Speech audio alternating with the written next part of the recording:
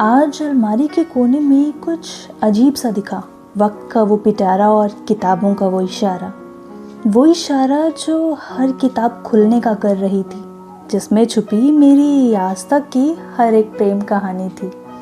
वो कहानी जो सिर्फ मेरी ही हो पाई थी, क्योंकि किसी और की समझ में वो कभी आई ही नहीं थी।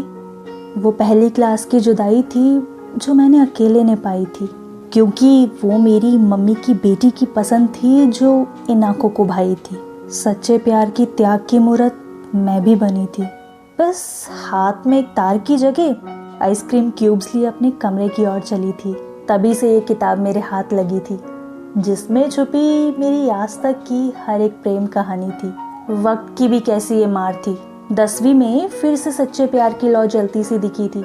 जवानी की बात थी तो मैं भी फुल कॉन्फिडेंट हुए खड़ी थी, मगर उसकी नज़र मेरे दोस्त पर टिकी थी।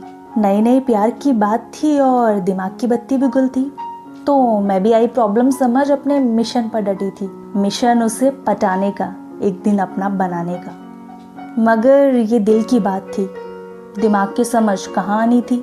तो वैलेंटाइन की रात थी, मैं भी रेड ड्रेस की तलाश में थी, क्योंकि मेरी ड्रेस मेरी दोस्त पहने खड़ी थी। कोइंसिडेंट की बात थी कि वो भी आज पहली बार अपने वैलेंटाइन से मिलने को बेकरार थी, मगर मेरे ही प्यार की तस्वीर और मेरे ही पते पर आ खड़ी थी। अब इम्तिहान की घड़ी थी, क्योंकि मेरी दोस्त की पसंद और मेरी पसंद एक ही इंसान पर आके रुकी थी।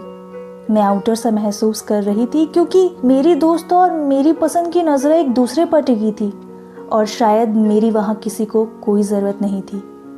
आधी रात की वो घड़ी थी और तब जाके दिमाग की बत्ती जली थी। रॉन्ग एड्रेस पर वो नहीं, मैं डिलीवर हुई थी। अब दिल की मैं थोड़ा कम ही सुना करती थी और दिमाग के भरोसे कॉलेज तक आ पहुंची थी। कॉलेज जहां बचपन से डिस्ट्रैक्ट होने की बड़ी कहानियां सुनी थी, इसीलिए बड़ी चुन चुन के मैंने अपनी फ्रेंड लिस्ट की हर एक फ्रेंड चुनी थी। मगर ये दिल और दिमाग की लड़ाई थी, जिसमें हर बार दिल ने बाजी मारी थी। वो मेरी बेस्ट फ्रेंड के बॉयफ्रेंड का फ्रेंड था, जिसने इस बार दस्तक मारी थी। दिल और दिमाग के बीच सॉलिड जंग करवाई थी। मगर ये उसकी स्माइल की बड़ी बात थी, जिसने इस बार एक नई कहानी की शुरुआत करवाई थी।